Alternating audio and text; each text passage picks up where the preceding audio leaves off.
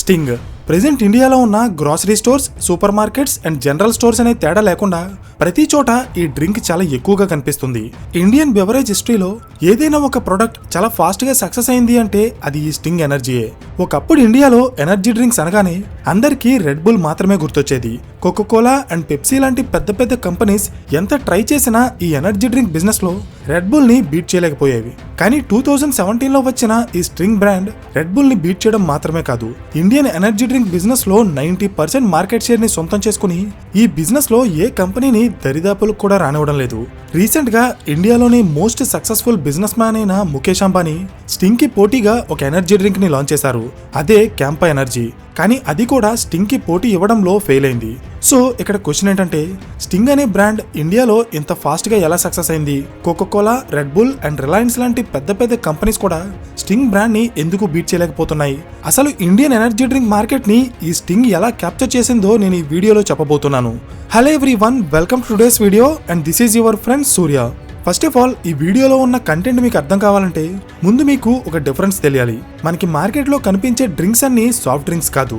Basic గా మనం తాగే కూల్ డ్రింక్స్ లో రెండు రకాలు ఉంటాయి. ఒకటి సాఫ్ట్ డ్రింక్స్, ఇంకొకటి ఎనర్జీ డ్రింక్స్. సాఫ్ట్ డ్రింక్స్ అంటే పార్టీస్ లో, ఫెస్టివల్స్ లో అండ్ సరదాగా ఫ్రెండ్స్ కలిసినప్పుడు వీటిని తాగుతారు. Like Thums Up, Pepsi, Fanta, Limca etcetera. ఇవన్నీ కూడా సాఫ్ట్ డ్రింక్స్ లోకే వస్తాయి. వీటిని కేవలం టేస్ట్ అండ్ రిఫ్రెష్మెంట్ కోసం మాత్రమే తాగుతారు. కానీ ఎనర్జీ డ్రింక్స్ అలా కాదు, వీటిని ఇన్స్టెంట్ ఎనర్జీ కోసం తాగుతారు.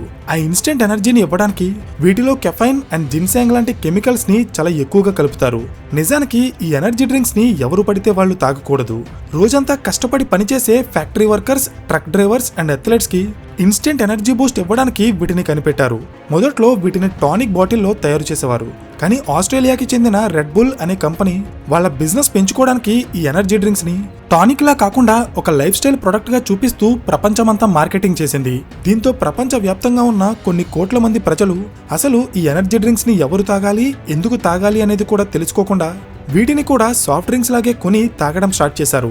దీనివల్ల సాఫ్ట్ డ్రింక్స్ తో పాటు ఈ ఎనర్జీ డ్రింక్స్ కి కూడా మార్కెట్ పెరిగిపోయింది.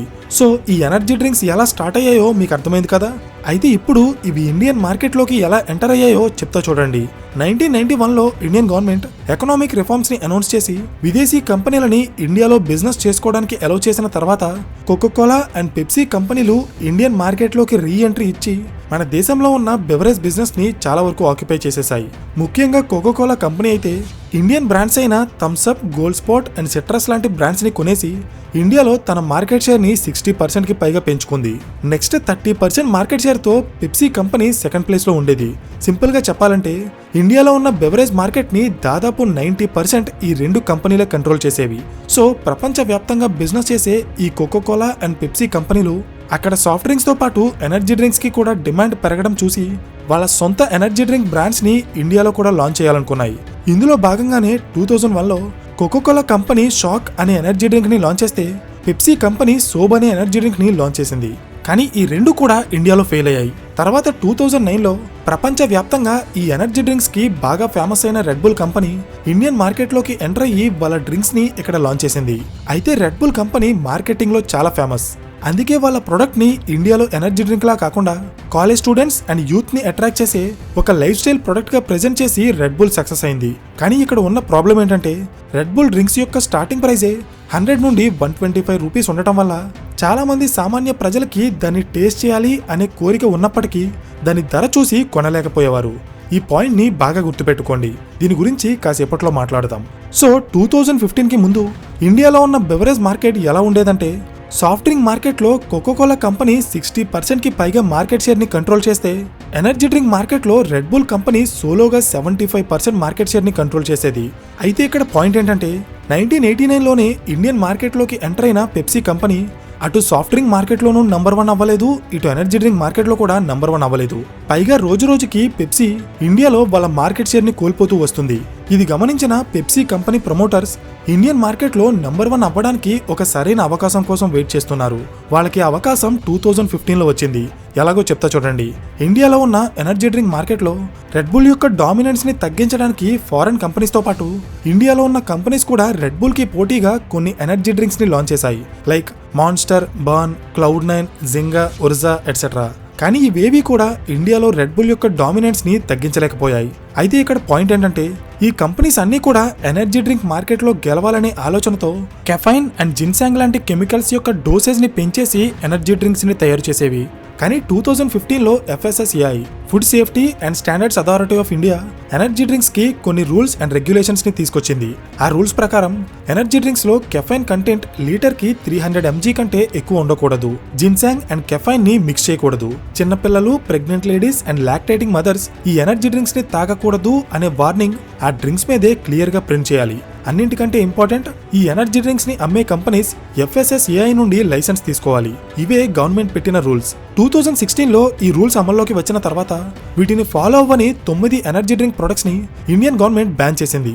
Like Monster energy, Cloud9, Zinga etcetera. ఈ ప్రొడక్ట్స్ అన్ని ఒకేసారి మార్కెట్ నుండి వెళ్లిపోవడంతో సడన్ గా ఇండియన్ ఎనర్జీ డ్రింక్ మార్కెట్ లో ఒక పెద్ద గ్యాప్ ఏర్పడింది.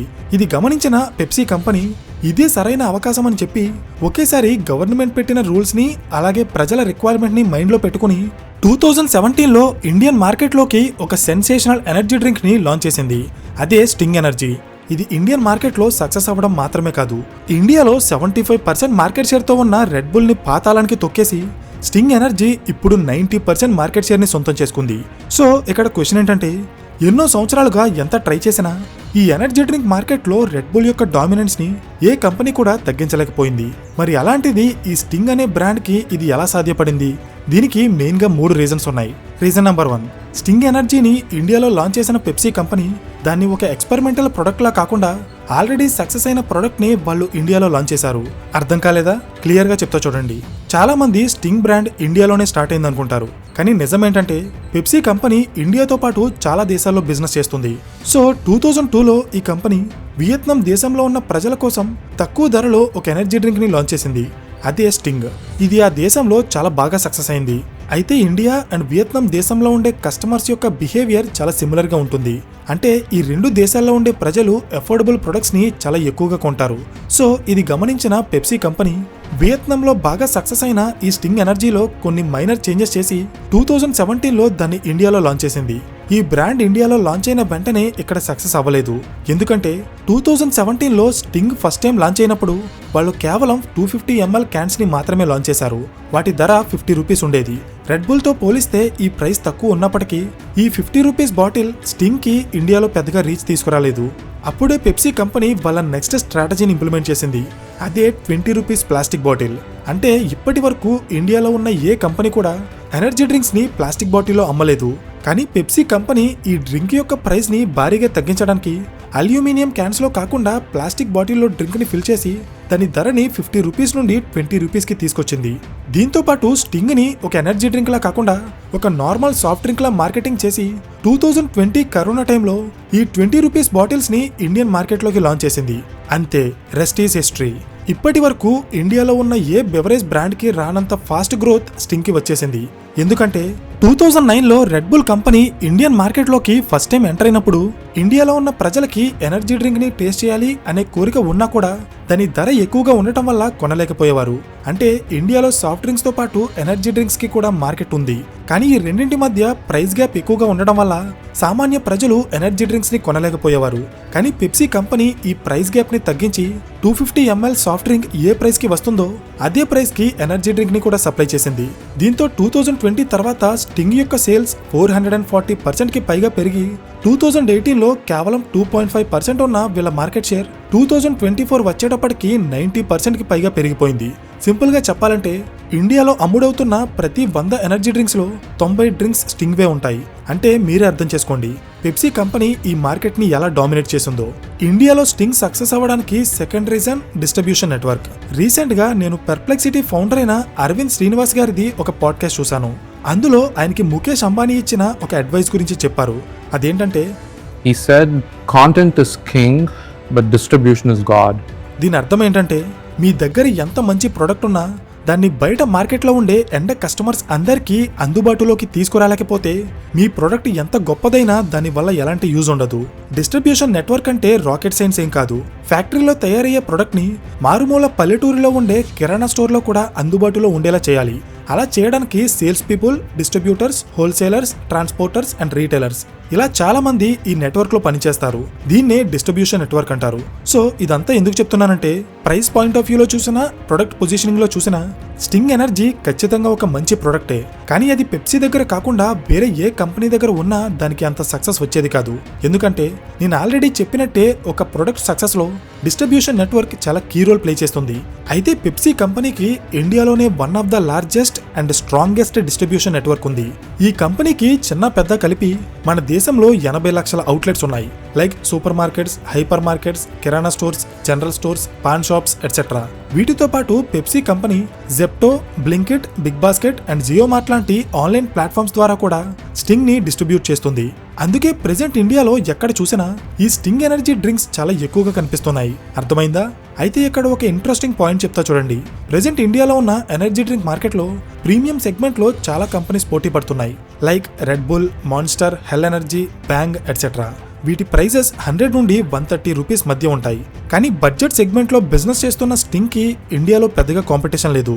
రిలయన్స్ కంపెనీ రీసెంట్ గా స్టింగ్ కి పోటీగా క్యాంపా ఎనర్జీ అనే ఎనర్జీ డ్రింక్ ని 20 రూపీస్ కి లాంచ్ చేసింది. కానీ ఇది ఇంకా మార్కెట్ లో పెద్దగా సక్సెస్ అవ్వలేదు. ఎందుకంటే పెప్సీ యొక్క డిస్ట్రిబ్యూషన్ నెట్వర్క్ తో పోలిస్తే రిలయన్స్ రీటైల్ యొక్క నెట్వర్క్ చాలా చిన్నది. అందుకే స్టింగ్ ఎనర్జీ మార్కెట్ లోకి వచ్చినంత స్పీడ్ గా ఈ క్యాంపా ఎనర్జీ మార్కెట్ లోకి రాలేదు. సో ఇప్పటికే మీకు అర్థమై ఉంటుంది ముఖేష్ అంబానీ డిస్ట్రిబ్యూషన్ నెట్వర్క్ ని గాడ్ అని ఎందుకన్నారు. నెక్స్ట్, ఇండియాలో స్టింగ్ సక్సెస్ అవ్వడానికి మరొక రీజన్ కెఫైన్. మీరు గమనిస్తే చాలా మంది ఈ స్టింగ్ డ్రింక్స్ ని రెగ్యులర్ గా తాగుతూ ఉంటారు. ఎందుకంటే ఇందులో కెఫైన్ అనే కెమికల్ ఉంటుంది. ఇది హైలీ ఎడిక్టివ్. అంటే ఎవరైతే కెఫైన్ ఉన్న డ్రింక్స్ ని ఎక్కువగా తాగుతారో వాళ్ళు దానికి ఎడిక్ట్ అయిపోయి అవి లేకుండా ఉండలేరు. దీనివల్ల ఆ డ్రింక్ యొక్క సేల్స్ అలా పెరుగుతూనే ఉంటాయి. కెఫైన్ అనేది ఒక నేచురల్ స్టిమ్యులెంట్ గా పనిచేస్తుంది. ఇది తీసుకున్న వెంటనే ఎనర్జీ వచ్చిన ఫీలింగ్ కలుగుతుంది. అందుకే దీన్ని ఎనర్జీ డ్రింక్స్ లో ఎక్కువగా యూజ్ చేస్తారు. కానీ వీటి వల్ల కలిగే నష్టాలని మైండ్ లో పెట్టుకుని 2015 లో ఇండియన్ గవర్నమెంట్ ఈ ఎనర్జీ డ్రింక్స్ లో యూజ్ చేసే కెఫైన్ మీద లిమిట్స్ పెట్టింది. ఈ కెఫైన్ మిక్స్ అయిన డ్రింక్స్ ని రెగ్యులర్ గా తాగడం మంచిది కాదు. అందుకే ఈ డ్రింక్స్ వెనక not recommended for children, pregnant women and lactating mothers అని రాసి ఉంటుంది. కానీ వీటిని ఎవరూ పట్టించుకోరు. ఏజ్ తో కానీ హెల్త్ కండిషన్ తో కానీ సంబంధం లేకుండా చాలా మంది ఈ ఎనర్జీ డ్రింక్స్ ని రెగ్యులర్ గా కన్జ్యూమ్ చేస్తున్నారు. సో ఫైనల్లీ ఎప్పటి నుండో ఇండియన్ మార్కెట్ లో ఒక సరైన ప్రొడక్ట్ ని లాంచ్ చేసి ఎక్కువ మార్కెట్ షేర్ ని కంట్రోల్ చేయాలనుకున్న పెప్సీ కంపెనీ ఎక్కడో వియత్నాంలో సక్సెస్ అయిన స్టింగ్ ని ఇండియాకి తీసుకొచ్చి రైట్ టైంలో కరెక్ట్ ప్రైజింగ్ స్ట్రాటజీని యూజ్ చేసి ఇండియాలో సక్సెస్ అవ్వడం మాత్రమే కాదు, ఈ రోజు ఇండియన్ ఎనర్జీ డ్రింక్ మార్కెట్ లో 90% మార్కెట్ షేర్ తో నెంబర్ 1 పొజిషన్ లో కూర్చుంది. సో ఇది స్టింగ్ ఎనర్జీ వెనక ఉన్న టోటల్ స్టోరీ. ఈ వీడియో మీకు ఇన్ఫర్మేటివ్ గా అనిపిస్తే ఖచ్చితంగా లైక్ చేయడం మర్చిపోకండి. అండ్ ఇలాంటి మరిన్ని బిజినెస్ కేస్ స్టడీస్ కోసం ఛానల్ ని సబ్స్క్రైబ్ చేయండి. So thank you for watching and I will see you in the next video. Till then this is your friend Surya signing of.